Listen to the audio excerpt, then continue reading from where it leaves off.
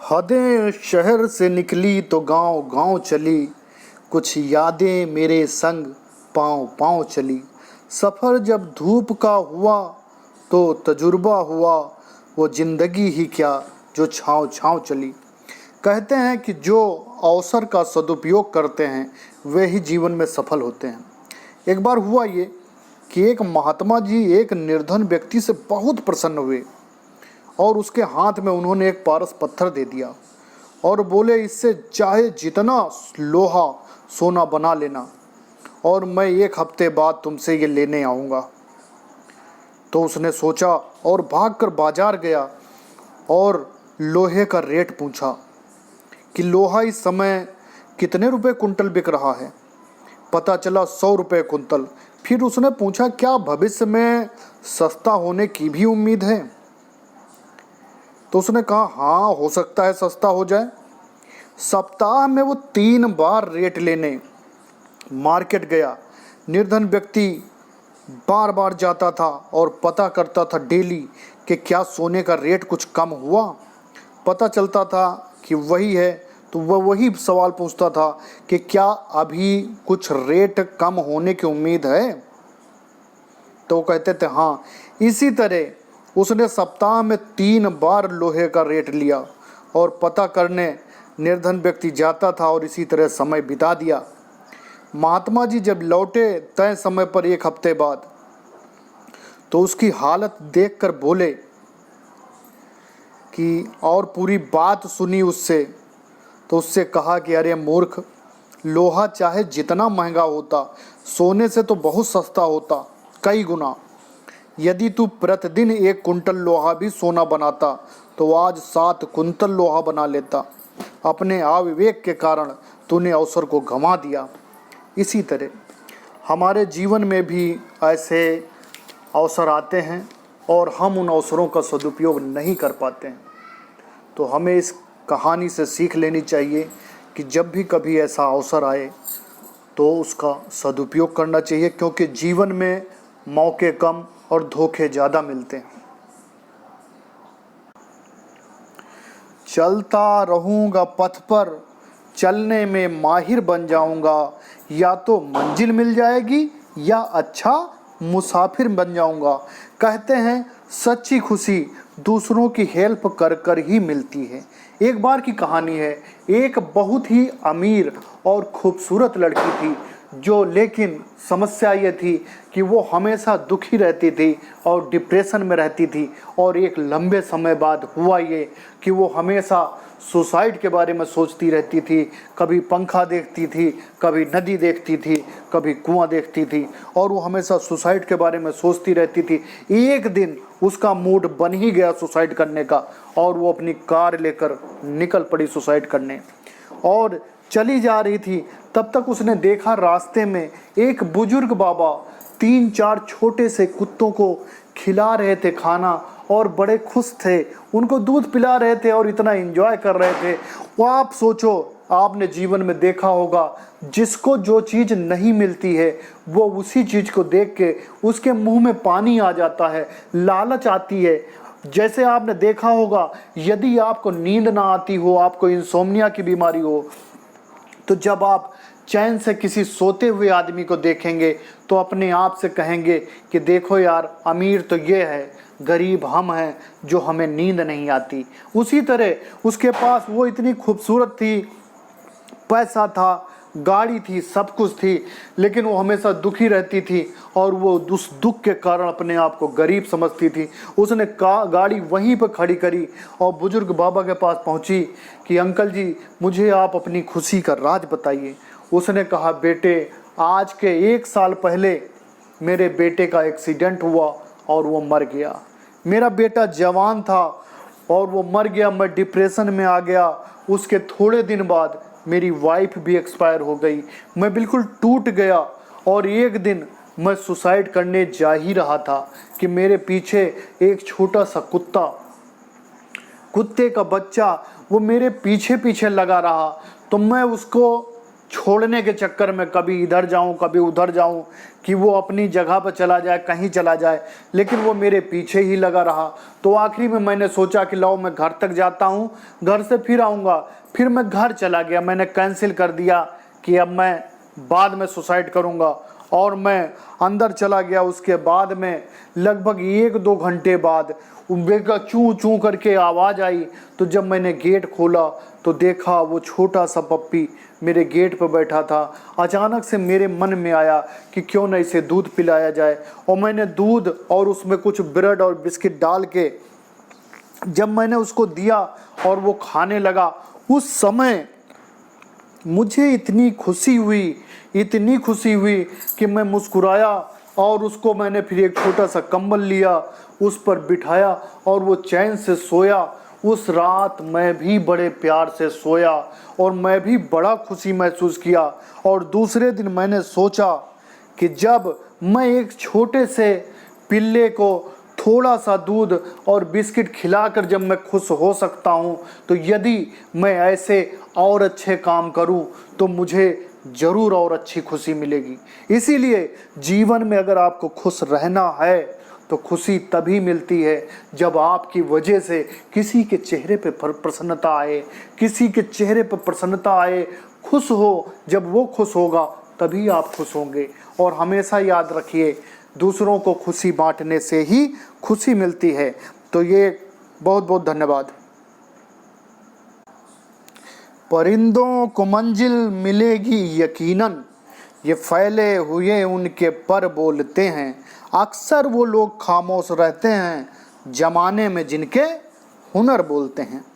एक बार की बात है, एक कुतिया और एक हाथनी, यानी कि फीमेल हाथी और फीमेल डॉग, दोनों साथ में ही आसपास पड़ोस में रहते थे, और इत्तेफाक से दोनों एक साथ प्रेग्नेंट हुई। तो कुतिया ने 3 महीने बाद 6 पिल्ले दिए, यानी कि 6 पपी। 3 महीने बाद कुतिया फिर प्रेग्नेंट हो गई, फिर 6 पिल्ले दिए। 3 महीने बाद फिर प्रेग्नेंट हुई, फिर 6 पिल्ले दिए। 18 महीने में कुतिये ने 18 बच्चे दिए, और एक दिन लहराते हुए चली जा रही थी और उसने बड़े ही मजाकिया लहजे में हथनी से कहा, क्यों बहन, क्या बात है, आप प्रेग्नेंट भी हो? Are you sure you are pregnant? आप कुछ डिलीवर करोगी? वो उससे तफरी ले रही थी। ये बात हथनी को बुरी लगी, लेकिन जैसा हमेशा होता है कि बड़ा व्यक्ति हमेशा धीर और गंभीर रहता है, उसने वो बात बुरी लगी, लेकिन उसने हंसी मजाक में ये उड़ा दी। लेकिन उसने हथनी ने कहा कि जिस दिन मेरी डिलीवरी होगी, धरती महसूस करेगी कि कुछ हुआ। रास्ते पर निकलने पर लोग मेरे बच्चे को सम्मान देंगे, प्रशंसा करेंगे, यदि प्रशंसा करेंगे, सम्मान करेंगे। आप समझिए कि यदि इस कहानी से, ये बहुत छोटी सी बात है, हम आपको बताते हैं कि यदि आपको सफल होने में समय लग रहा है तो परेशान मत होइए, निराश मत होइए, क्योंकि देखिए हाथी का बच्चा है, होने में तो समय लगेगा ही। कुछ बड़ा होना है, कुछ बड़ा अगर होगा तो टाइम तो लगेगा ही। कुतिया के बच्चे नहीं हैं कि 18 महीने में 18 बच्चे हो गए। इसलिए जीवन में जब आप परेशान हो, कामयाबी ना मिले, निराश हो, तो हमेशा याद रखें कि पेड़ पौधे बनने में कम समय लगता है, लेकिन दरख्त बनने में समय लगता है। घर बनने में समय नहीं लगता, लेकिन महल बनने में समय लगता है। तो इन उदाहरणों से यदि आपका थोड़ा सा भी डिप्रेशन कम हो तो मैं अपने आप को धन्य समझूंगा। उठो तो ऐसे उठो कि फक्र हो बुलंदी को, और झुको तो ऐसे झुको कि बंदगी भी नाज करे। बात यह है कि एक बार एक मंदिर में एक सफाई करने वाला था, तो वो सफाई कर रहा था और उसने अचानक से भगवान को देखा और कहा कि कि भगवान जी आप सबसे मज़े में हो, आराम से दिन भर खड़े रहते हो, लोग आ रहे हैं जा रहे हैं, आपको कुछ करना नहीं पड़ता, आप एक जगह आराम से खड़े रहते हो। हर आदमी दिन भर लगा रहता है, उसको एक टाइम की फुर्सत नहीं मिलती। तब तक आप देखिए कि भगवान बोल पड़े और उन्होंने कहा कि तुम्हें सिर्फ लगता है कि मेरा कोई काम नहीं है, मैं भी बहुत काम करता हूँ और मुझे भी बड़ी टेंशन रहती है। तो उस आदमी में और भगवान में चर्चा होने लगी। उसने कहा भगवान जी आपके कोई काम नहीं है और आपका काम बड़ा आसान है, और नहीं तो आप एक दिन मेरी जगह पे आ जाओ, मैं आपकी जगह पे आ जाऊँ, या आप एक दिन रेस्ट पे चले जाओ। भगवान जी उनकी बात तैयार हो गए सुनकर, और भगवान जी ने कहा कि ठीक है आज मैं रेस्ट पे चला जाता हूँ और तुम भगवान बन जाओ। अच्छा, तो उन्होंने उसको भगवान बना दिया, लेकिन उससे कहा कि हमारी एक शर्त है कि तुम्हारे पास किसी भी तरीके का कोई आदमी आए, चाहे वो गालियाँ दे, चाहे बड़बड़ाए, चाहे आपसे वरदान मांगे, या अच्छी बातें करे चाहे बुरी बातें करे, तुम्हें रिएक्ट नहीं करना है, बिल्कुल शांत रहना है, कुछ भी बोलना नहीं है, ना कोई रिएक्शन देना है। तो उन्होंने कहा ठीक है, ये कौन सी बड़ी बात है, मैं ऐसा कर लूँगा। हुआ ये कि फिर वो अपना वहीं भगवान जी के पास में खड़ा हो गया भगवान जी बनकर, और उसके बाद में एक थोड़ी देर बाद वहीं के नगर के सेठ आए और वो वहाँ पर कहने लगे कि भगवान जी मैं एक फैक्ट्री बनाने जा रहा हूँ, पहले वाली फैक्ट्री तो अच्छी चल रही है, दूसरी एक नई फैक्ट्री मैं बनाने जा रहा हूँ, तो सोचा कि प्रभु के दर्शन कर लूँ और मैं जा रहा हूँ। और वो जब झुका दर्शन करने के लिए तो इत्तेफाक से उसके जेब में पर्स रखा हुआ था और वो पर्स गिर गया।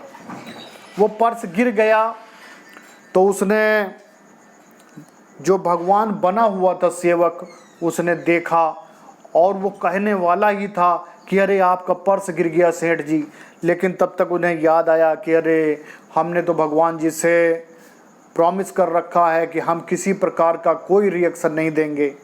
अच्छा, जैसे ही सेठ जी बाहर निकले तुरंत ही वहाँ पर एक गरीब आदमी आ गया जो कि बड़ा ही दुखी था। उसके पास सिर्फ 10 रुपये था और वो रोता हुआ गिड़गिड़ाता हुआ भगवान के पास खड़ा होकर कहने लगा कि हे भगवान, मैं इस 10 रुपये का क्या करूं, मैं इससे खाऊं या परिवार चलाऊं या बीवी बच्चों को खिलाऊं, और मैं इतना दुखी हूँ, मैं दिन भर मेहनत करता हूँ लेकिन मेरे पास पैसा नहीं। वो इतना दुखी होके अपनी सारी पीड़ा गा ही रहा था कि अचानक उसकी नज़र पर्स पर पड़ गई, और उसने जब पर्स उठाया तो उसमें बहुत पैसा था, काफ़ी पैसा था।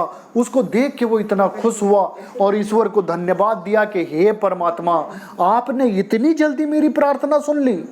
और वो पर्स लेके खुशी खुशी नाचता कूदता हुआ वो मंदिर से बाहर निकला। तभी क्या देखता है कि एक नाविक जो है, नाव चलाने वाला, जो समुद्र में नाव चलाता था, नदी में नाव चलाता था, वो वहाँ पे आया और उसने कहा प्रभु, मैं 15 दिन के लिए बाहर जा रहा हूँ और मैंने सोचा कि जाने से पहले आपके दर्शन कर लूँ। और वहाँ से प्रभु से थोड़ी देर उसने अपना हाथ जोड़ के प्रार्थना करी और उसके बाद में वो निकल रहा था। तब तक सेठ जी चले आ रहे थे, उन्होंने उस नाविक को पकड़ लिया और साथ में उनके साथ पुलिस वाला भी था। तुरंत सेठ ने कहा कि मेरे बाद मंदिर में अगर कोई आया है तो यही आया है, आप इसको बंद कर दीजिए, और इसी ने मेरे पैसे चुराए हैं। जो सेवक भगवान बनकर खड़ा हुआ था वो, उसको ये अत्याचार उसके समझ में नहीं आया। उसे याद आ गया कि सेठ जी का पर्स गिरा, और सेठ जी का पर्स तो वो गरीब आदमी ले गया और ये बेचारा नाविक इसमें फंसा जा रहा है। वो तुरंत ही मंदिर से बाहर निकल आया और उसने कहा देखो, मैं भगवान हूँ और मैं जो भी बोलूँगा गलत नहीं बोलूँगा। सेठ जी, आपका पर्स गरीब आदमी ले गया है। तो सेठ तुरंत मान गया कि भगवान तो झूठ बोलेंगे नहीं। उसने नाविक को छोड़ के और गरीब आदमी को पकड़ा। गरीब आदमी को जेल हो गई और सेठ जी को पर्स मिल गया, और नाविक अपनी नाव लेकर चला गया समुद्र में। उसके बाद में सेवक के पास जब भगवान आए, भगवान ने कहा कि तुमने तो सारा सिस्टम खराब कर दिया, तुमने सारा चौपट कर दिया, क्या मैंने सोचा था क्या हो गया। तो उन्होंने कहा क्या हुआ भगवान।